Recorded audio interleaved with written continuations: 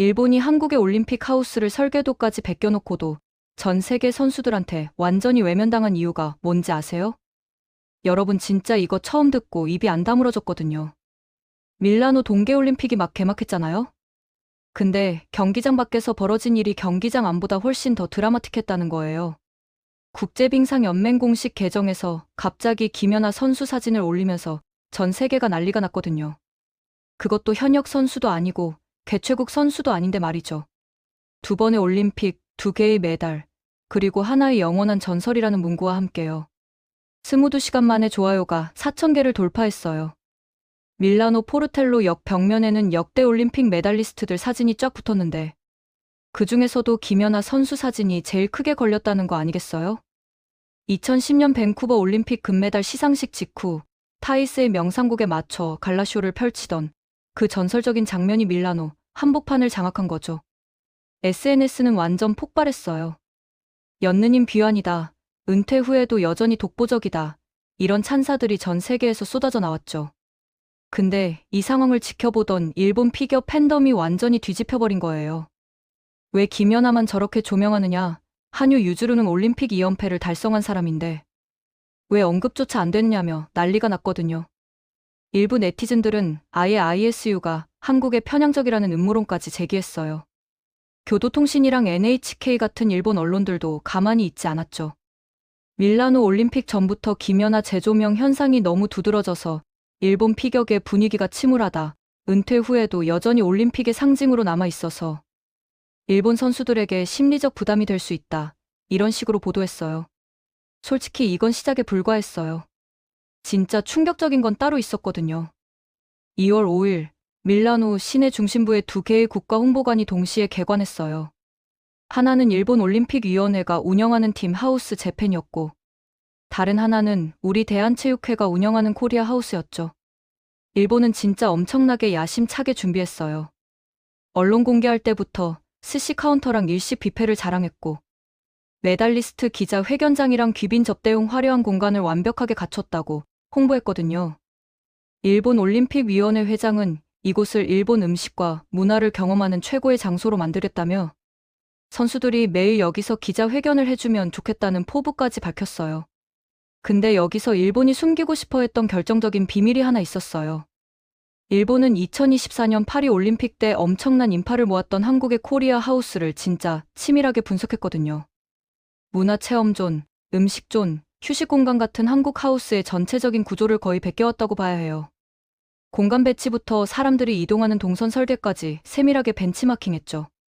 겉으로만 보면 두 하우스가 구조적으로 완전 판박이처럼 보일 정도였어요. 일본 스포츠 전문지에서도 일본 올림픽위원회가 파리, 코리아 하우스 분석 보고서를 기반으로 밀라노 하우스를 설계했다고 직접 보도했을 정도니까요. 자, 여기까지만 들으면 일본이 한국 모델을 그대로 따라했으니까 비슷한 성공을 거둘 거라고 생각할 수 있잖아요. 근데 결과는 완전히 정반대였어요. 소름 돋지 않나요? 우리 코리아 하우스는 밀라노 시내 한복판의 역사적인 장소에서 개관식을 열었는데 유승민 대한체육회장부터 IOC 위원들 그리고 반기문 전 유엔 사무총장까지 국내외 주요 인사들이 대거 참석했어요. 개관식에서 선보인 한복 패션쇼랑 밀라노 콘서바토리, 중창단 공연, 그리고 K-팝 축하 공연은 현지인들과 귀빈들에게 폭발적인 반응을 얻었죠. 개관하자마자 정말 놀라운 일이 벌어졌어요. 전 세계 스포츠 고위급 관계자들 사이에서 코리아 하우스 방문 문의가 빗발치기 시작한 거예요. 파리 올림픽 때 그 뜨거운 열기가 밀라노에서도 완벽하게 재현된 거죠. 진짜 핵심은 여기서부터예요. 국적을 막론하고 엄청나게 많은 선수들과 관계자들이 일본 하우스가 아니라 코리아 하우스로 발걸음을 옮기고 있다는 사실이거든요. 캐나다 쇼트트랙 국가대표 에밀리 존슨 선수는 코리아 하우스에서 2시간이나 머물렀다며 최고의 한식과 케이팝 음악, 그리고 밀라노에서 찾은 가장 편안한 공간이었다고 극찬했어요. 올림픽 기간의 선수들에게 진짜 필요한 게 바로 이런 공간이라고 말했죠. 프랑스 피겨 선수 엘로디 마르탱도 친구들과 한복 체험을 하고 나서 정말 특별한 경험이었고 경기 부담을 잠시 잊을 수 있었다며 감사 인사를 남겼어요. 자, 여기서 의문이 들 수밖에 없잖아요. 똑같은 구조를 베꼈는데 왜 이렇게 극명한 차이가 발생한 걸까요? 답은 바로 철학의 차이였어요. 일본은 형식만 따라했지 그 안에 담긴 본질적인 철학까지는 복사할 수 없었던 거죠. 코리아 하우스에도 당연히 한국 문화를 알리는 홍보존이 있었지만 진짜 차이를 만든 건 눈에 잘 보이지 않는 디테일이었어요. 음식만 봐도 완전히 달랐거든요. 일본 하우스의 스시 카운터는 겉보기엔 엄청 고급스러워 보이지만 중요한 경기를 앞둔 선수들이 날 것을 먹기에는 식중독 위험이나 컨디션 조절 측면에서 너무 큰 부담이었어요. 실제로 이번 대회에서 핀란드 여자 아이스하키 팀 선수들이 노로바이러스에 집단 감염돼서 격리되는 사태까지 발생했거든요. 이런 상황에서 날 것 위주의 식단은 선수들이 선뜻 선택하기 어려운 메뉴였던 거죠. 반면 코리아 하우스는 선수들의 건강과 회복을 최우선 과제로 삼았어요. 김치찌개, 된장찌개, 비빔밥, 삼계탕처럼 자극적이지 않으면서도 영양가가 높은 따뜻한 회복식 위주로 메뉴를 구성했거든요. 격렬한 경기로 지친 선수들이 정말 편안하게 먹을 수 있는 음식들이었죠. 이게 얼마나 중요한지 아세요? 동계올림픽 선수들은 극한의 추위 속에서 경기를 치르기 때문에 체온 유지랑 에너지 보충이 생명줄이나 마찬가지거든요. 따뜻한 국물 요리는 단순히 배를 채우는 게 아니라 체온을 올리고 근육 회복을 돕는 생리학적 효과까지 있어요. 김치찌개나 된장찌개 같은 발효 식품은 장 건강에도 도움이 되고 프로바이오틱스가 풍부해서 면역력 강화에도 탁월하죠. 공간 활용 방식도 완전히 달랐어요. 일본 하우스는 기자 회견장이랑 메달리스트 전시가 중심이라 시끄럽고 어수선했지만 코리아 하우스는 선수들이 경기 스트레스에서 완전히 벗어나 조용히 쉴 수 있는 전용 공간을 완벽하게 분리해뒀어요. 입구에서 휴식 공간까지 가장 빠르게 이동할 수 있도록 동선도 최적화했죠. 이게 진짜 중요한 이유가 뭐냐면 올림픽 기간 동안 선수들은 엄청난 심리적 압박에 시달리거든요. 4년을 준비해서 단 몇 분, 길어야 몇 시간 안에 모든 걸 결정해야 하는 극한의 스트레스 상황이죠. 이럴 때 조용하고 편안한 공간에서 잠시라도 긴장을 풀 수 있다는 게 얼마나 큰 도움이 되는지 선수들이 직접 증언하고 있어요. 설계 철학의 차이는 더 깊은 곳까지 뻗어 있었어요. 일본 하우스는 기본적으로 전시와 홍보에 초점이 맞춰져 있었어요. 메달리스트들을 전면에 내세우고 언론 대응에 집중하는 구조였죠. 이건 외부를 향한 쇼케이스에 가까웠던 거예요. 실제로 일본 올림픽위원회 회장이 선수들이 매일 여기서 기자 회견을 해주면 좋겠다고 말한 걸 보면 알 수 있잖아요. 선수들의 편의보다는 미디어 노출과 홍보 효과를 우선시한 거죠. 코리아 하우스는 정반대였어요. 물론 한국 문화를 알리는 홍보 기능도 있었지만 그건 부수적인 목표였어요. 진짜 핵심은 선수들이 경기 외적인 부분에서 최대한 스트레스를 받지 않고 편안하게 쉴 수 있도록 돕는 거였죠. 이게 얼마나 철저했냐면 선수 전용 공간은 일반인이나 언론의 접근을 완전히 차단했어요. 선수들이 원한다면 한복 체험이나 문화 프로그램에 참여할 수도 있고 그냥 조용히 쉬기만 해도 되는 완전한 자율성을 보장했죠. 이런 배려가 입소문을 타면서 다른 나라 선수들까지 코리아 하우스를 찾게 된 거예요. 일본 언론들의 반응이 정말 볼만했어요. 처음엔 일본 하우스가 성공적으로 오픈했다고 자화자찬하더니 며칠 지나니까 갑자기 조용해졌거든요. 대신 한국 하우스에 사람들이 몰리고 있다는 외신 보도가 나오기 시작했죠. 로이터랑 AFP 같은 국제 통신사들은 코리아 하우스가 단순한 홍보관을 넘어서 국제 스포츠 외교의 중심지가 되고 있다고 보도했어요. CNN은 아예 일본이 한국 모델을 벤치마킹했지만 구조는 복사할 수 있어도 선수를 배려하는 깊은 철학까지는 복사할 수 없었던 것이라고 날카롭게 평가했죠. 이거 진짜 의미심장한 지적이에요. 일본은 겉으로 보이는 걸 완벽하게 따라했어요. 공간 배치도, 음식존도, 문화체험존도, 휴식 공간도 다 만들었죠. 근데 그 공간을 왜 만들어야 하는지, 누구를 위해 만들어야 하는지에 대한 근본적인 이해가 없었던 거예요. 그냥 한국이 성공했으니까 똑같이 만들면 우리도 성공할 거라는 단순한 생각이었던 거죠. 이게 바로 형식주의와 본질주의의 차이예요. 한국의 접근 방식은 처음부터 명확했어요. 파리올림픽 때 코리아 하우스를 만들면서 가장 많이 고민한 게 뭐였는지 아세요? 어떻게 하면 선수들이 이곳에서 진짜 편안함을 느낄 수 있을까? 어떻게 하면 경기 스트레스에서 잠시나마 해방될 수 있을까였어요. 그래서 선수들과 코칭 스태프들을 직접 인터뷰하고 올림픽 기간 동안 어떤 지원이 가장 필요한지 철저하게 조사했죠. 그 결과물이 파리 코리아 하우스였고 그게 대성공을 거두면서 밀라노에서도 같은 철학으로 접근한 거예요. 일본은 그 성공의 결과물만 봤어요. 사람들이 많이 모이더라. 언론 반응이 좋더라. 그래서 우리도 똑같이 만들자. 이게 전부였죠. 근데 왜 사람들이 모였는지, 왜 언론 반응이 좋았는지에 대한 깊은 분석은 없었던 거예요. 그러니까 겉모습은 비슷해 보여도 실제로 사용하는 사람들은 그 차이를 단번에 느낄 수밖에 없었죠. 음식 선택의 차이를 더 깊이 파고들어 볼게요. 일본 하우스의 스시 카운터는 일본 음식 문화의 정수를 보여주겠다는 의도였을 거예요. 스시는 전 세계적으로 유명한 일본 음식이고 고급스러운 이미지도 있죠. 근데 올림픽 선수들의 식단 관리가 얼마나 엄격한지 생각해 봐야 해요. 선수들은 경기 전후로 먹는 음식 하나하나를 영양사와 상의해서 결정해요. 특히 날 것은 식중독 위험 때문에 국제 대회 기간에는 최대한 피하는 게 상식이거든요. 더 중요한 건 동계올림픽의 특수성이에요. 영하의 날씨에서 경기를 치르고 나면 체온이 급격히 떨어져요. 이럴 때 차가운 스시를 먹으면 체온 회복에 도움이 안 되죠. 오히려 따뜻한 국물 요리가 절실한 상황이에요. 한국의 김치찌개나 삼계탕 같은 음식은 이런 상황에 완벽하게 맞아떨어지는 거예요. 뜨거운 국물로 체온을 올리고 단백질과 탄수화물로 에너지를 보충하고 발효식품으로 소화도 돕는 일석삼조의 효과죠. 실제로 캐나다 쇼트트랙 국가대표 에밀리 존슨이 코리아 하우스에서 2시간을 보냈다는 것도 우연이 아니에요. 쇼트트랙은 동계올림픽 종목 중에서도 가장 격렬한 축에 속하거든요. 빙판 위를 시속 50km가 넘는 속도로 달리면서 끊임없이 방향을 바꿔야 하는 극한의 스포츠죠. 경기 후에 근육 회복이 정말 중요한데 이럴 때 한식의 발효, 식품과 따뜻한 국물 요리가 엄청난 도움이 된다는 걸 외국 선수들도 이미 알고 있는 거예요. 공간 디자인의 철학도 완전히 달랐어요. 일본 하우스는 기본적으로 수직적이고 위계적인 공간 구조를 가지고 있었어요. 메달리스트를 위한 VIP 공간이 따로 있고 기자 회견장이 중심에 있고 일반 방문객들을 위한 공간이 주변부에 있는 식이었죠. 이건 전통적인 일본 사회의 위계 구조가 반영된 거예요. 결과를 낸 사람이 중심에 서고 그걸 보여주는 게 중요하다는 사고방식이죠. 코리아 하우스는 수평적이고 개방적인 구조였어요. 물론 선수 전용 공간은 따로 있었지만 그건 위계 때문이 아니라 프라이버시 보호 때문이었죠. 선수들이 언론과 대중의 시선에서 벗어나 진짜 쉴 수 있는 공간이 필요하다는 판단이었어요. 그리고 그 공간은 메달을 땄건 안 땄건 상관없이 모든 선수에게 동등하게 열려 있었죠. 이게 진짜 평등이고 배려예요.